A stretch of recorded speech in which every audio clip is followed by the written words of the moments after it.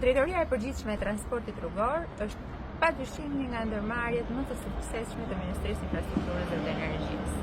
Në vitet e fundit, ajo ka shënuar një sër inovacionesh duke bërë shërbimin ton ndaj qytetarëve për sa i përket transportit rrugor shumë më të shpejtë, pra efikas në kohë, por nga ana tjetër inovator. Blendi Gonxhe dhe Ilir Mëngra kanë bërë një punë të gjatë dhe të shkëlqyer duke vendosur bazat për sa i përket DPSHTR-s. Por tani stafeta do t'i kalojë Kreshnik Bayraktarit, një inxhinier mekanik me një eksperiencë të gjatë në administratën publike dhe mbi të gjitha në transport. Për mua është një një privilegj që të punoj dhe të drejtoj DPSHTR-n, gjithashtu të kontribuoj në politikat e transportit, në ndërheqjen e Ministrisë së Infrastrukturës dhe Energjisë dhe vizionit e qeverisë shqiptare.